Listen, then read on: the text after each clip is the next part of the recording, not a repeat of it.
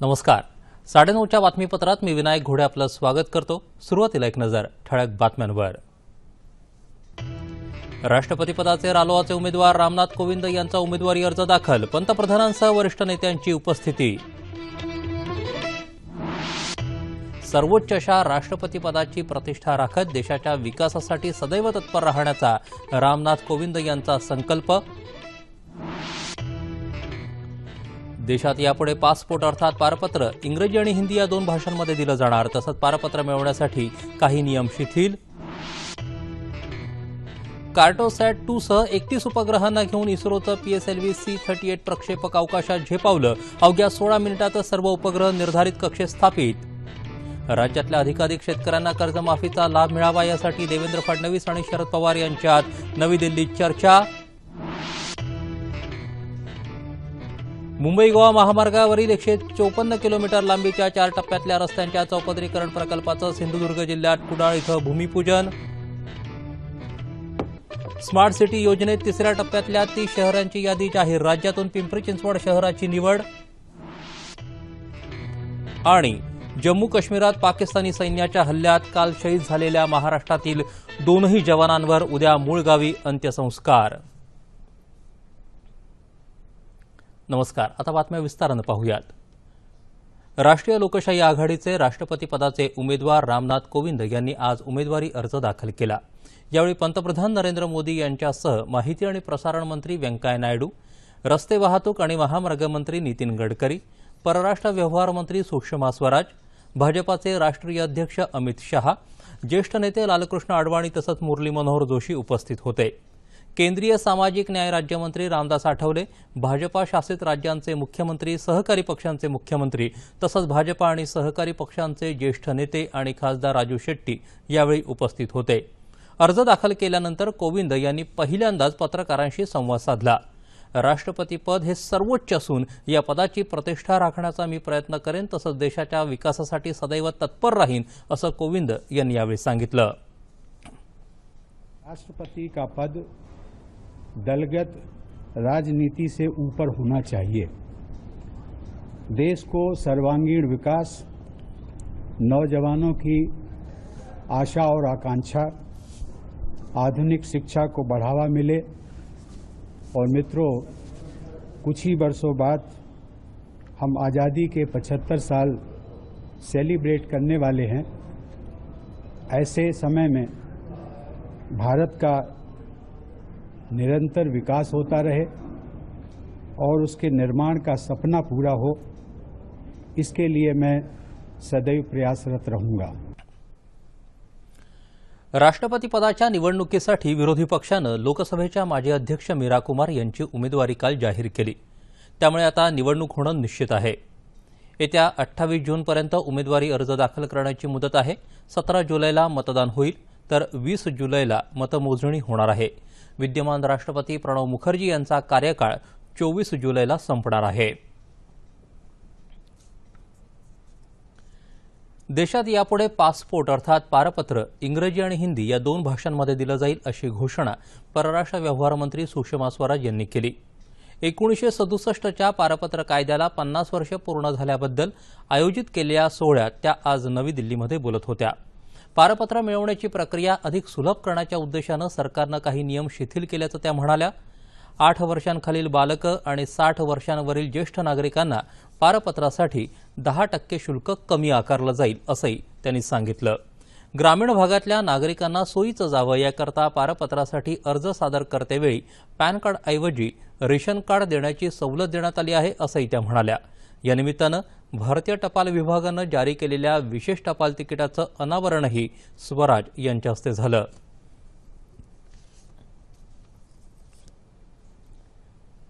आंध्र प्रदेशातल्या श्रीहरिकोटा इथून आज सकाळी 9:29 इस्रोच्या PSLV-C38 या प्रक्षेपकानं यशस्वी उड्डाण केलं. कार्टोसॅट-2 सह इतर 31 उपग्रहांचं प्रक्षेपण यावेळी करण्यात आलं. उड्डाण केल्यानंतर PSLV प्रक्षेपकानं 16 मिनिटांमध्येच कार्टोसॅट-2ला निर्धारित कक्षेत स्थापित केलं. तसंच इतर 30 नॅनो उपग्रहांनाही निर्धारित कक्षेत यशस्वीरित्या स्थापित केलं. कार्टोसॅट-2 उपग्रहाद्वारे मिळणारी माहिती शहर आणि ग्रामीण नियोजन, भौगोलिक माहिती यासाठी उपयुक्त ठरणार आहे. तसंच दहशतवादी छावण्या आणि बंकर्सची माहिती मिळवण्यासाठीही त्याचा उपयोग होणार आहे. कर्जमाफीचा लाभ अधिकाधिक शेतकऱ्यांना मिळावा यासंदर्भात मुख्यमंत्री देवेंद्र फडणवीस आणि राष्ट्रवादी काँग्रेसचे अध्यक्ष शरद पवार यांच्यात आज नवी दिल्लीत चर्चा झाली. कर्जमाफीबाबत राज्य सरकारमधले मंत्री विविध राजकीय पक्षांशी चर्चा करतायत. त्याचाच एक भाग म्हणून मुख्यमंत्र्यांनी आज शरद पवार यांची भेट घेतली. यावेळी महसूल मंत्री चंद्रकांत पाटील तसंच राष्ट्रवादी काँग्रेसचे नेते सुनील तटकरे, दिलीप वळसे पाटील आणि धनंजय मुंडे उपस्थित होते. शेतकऱ्यांचं 1 लाख रुपयांपर्यंतचं कर्ज माफ करण्याची योजना आहे. याचा लाभ 83% शेतकऱ्यांना होणार असून यासाठी 25,000 कोटी रुपयांचा खर्च अपेक्षित आहे. यासोबतच नियमित कर्ज भरणाऱ्यांसाठी वेगळी योजना तयार केली जाईल. यासह अनेक मुद्द्यांवर यावेळी चर्चा झाली असून शरद पवार यांनी यासंदर्भात सूचना केल्या तसंच मार्गदर्शनही केलं अशी माहिती चंद्रकांत पाटील यांनी बैठकीनंतर पत्रकारांना दिली. राज्याची आर्थिक परिस्थिती आणि शेतकऱ्यांचं समाधान याचा समतोल साधावा अशी सूचना पवार यांनी केल्याचं पाटील यांनी सांगितलं. कर्जमाफीची संपूर्ण योजना समजून घेत या योजनेचं पवार यांनी स्वागत केल्याचा दावा चंद्रकांत पाटील यांनी यावेळी केला. मुंबई गोवा महामार्गावरील सुमारे 154 किलोमीटर लांबीच्या रस्त्यांच्या 4 टप्प्यातल्या चौपदरीकरणाचा भूमिपूजन सोहळा आज सिंधुदुर्ग जिल्ह्यातल्या कुडाळ इथं मुख्यमंत्री देवेंद्र फडणवीस यांच्या हस्ते संपन्न झाला. या कार्यक्रमाला केंद्रीय रस्ते वाहतूक आणि महामार्ग मंत्री नितीन गडकरी अध्यक्षस्थानी होते तर शिवसेना पक्षप्रमुख उद्धव ठाकरे प्रमुख पाहुणे म्हणून उपस्थित होते. केंद्रीय मंत्री सुरेश प्रभू, अनंत गीते, रामदास आठवले हे देखील यावेळी उपस्थित होते. केंद्रीय रस्ते वाहतूक आणि महामार्ग मंत्रालय, राज्य शासनाचा सार्वजनिक बांधकाम विभाग आणि भारतीय राष्ट्रीय महामार्ग प्राधिकरण यांच्या सहकार्यानं हा प्रकल्प पूर्ण केला जाणार आहे. यासाठी सुमारे 4,470 कोटी रुपये खर्च अपेक्षित आहे.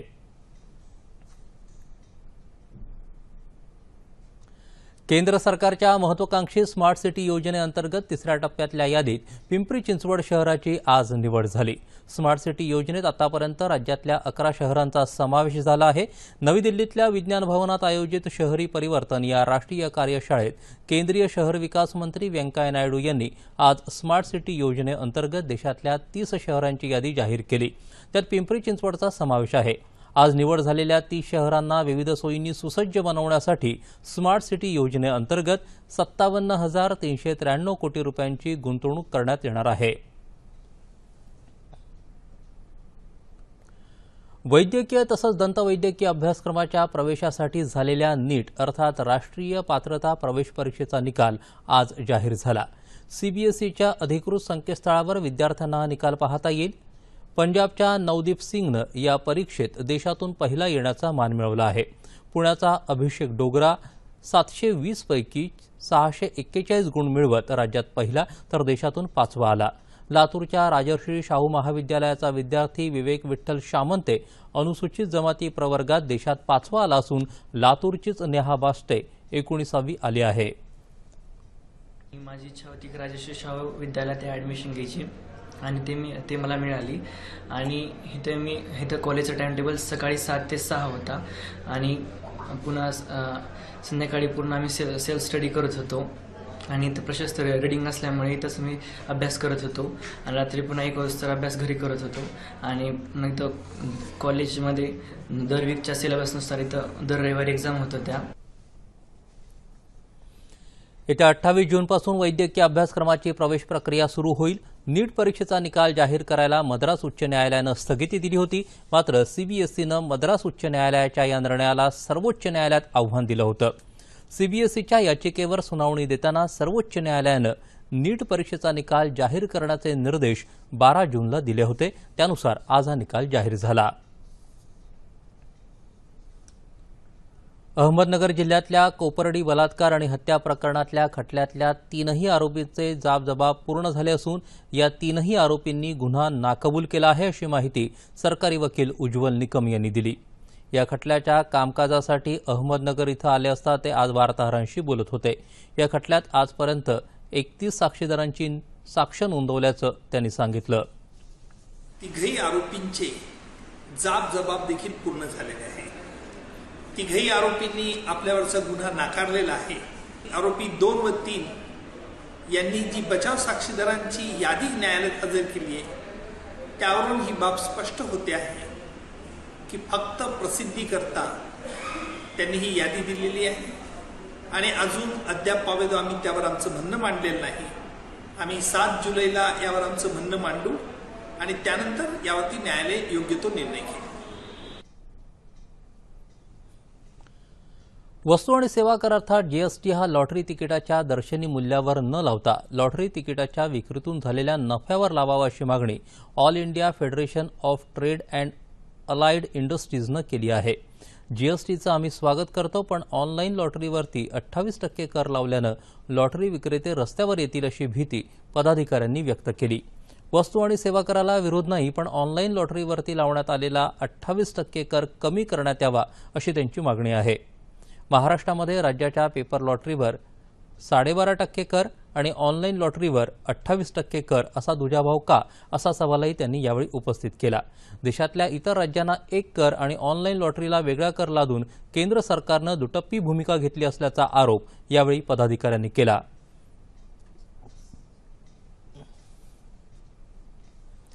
वाशिम जिल्ह्यातल्या रिसोड तालुक्यातल्या हिवरा पेन गावानं 14व्या वित्त आयोगाच्या निधीचा वापर करून शुद्ध पिण्याच्या पाण्याची सुविधा उपलब्ध करून दिली आहे.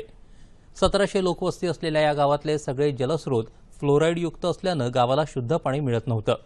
त्यामुळे ग्रामस्थांना हाडांच्या तसंच दातांच्या समस्या भेडसावू लागल्या. मात्र वित्त आयोगाच्या योजनेतून 3 लाख रुपये खर्च करून पाणी शुद्धीकरणाचं यंत्र लावण्यात आलं. त्यामुळे शुद्ध पाणी मिळून आजारांवर नियंत्रण मिळवणं शक्य झालं. त्याचबरोबर ग्रामपंचायतीनं 5 रुपयामध्ये 20 लिटर शुद्ध पाण्याचं वाटपही सुरू केलं. या योजनेविषयी गावकऱ्यांनी समाधान व्यक्त केलं आहे. या ठिकाणी 1 वर्ष झाले आरोद्वारे शुद्ध पाणी पुरवठा केला जात आहे आणि सर्व गावातील 100% घरांना शुद्ध पाणी पुरवठा भेटत आहे. त्याच्यामुळे जे काही पायाचे हाडाचे जे दुखण्याचे आजार होते आणि दात खराब झालेले होते, आता त्याचा बराच परिणाम या शुद्ध पाण्यामुळे या ठिकाणी दिसत आहे. जो दवाखान्यावर होणारा खर्च होता, त्याच्यामुळे या दवाखान्याचा खर्च आमचा या ठिकाणी वाचलेला आहे.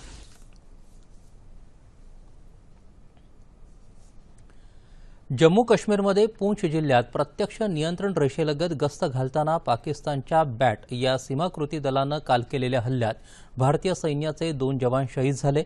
हे दोनही जवान महाराष्ट्रातले आहेत. औरंगाबाद जिल्ह्यातले नाईक संदीप जाधव आणि कोल्हापूरचे शिपाई श्रावण माने यांना वीरमरण आलं. संदीप जाधव हे औरंगाबादमधल्या केळगाव मुर्डेश्वरचे रहिवासी आहेत. त्यांचा पार्थिव आज रात्री 9 वाजेपर्यंत औरंगाबाद विमानतळावर येणार असून अंत्यविधी उद्या सकाळी 10 वाजता गोकुळवाडी केळगाव इथं होणार आहे. जाधव यांच्या मृत्यूमुळे संपूर्ण गावावर शोककळा पसरली आहे. जाधव 2002 मध्ये सैन्यात भरती झाले होते.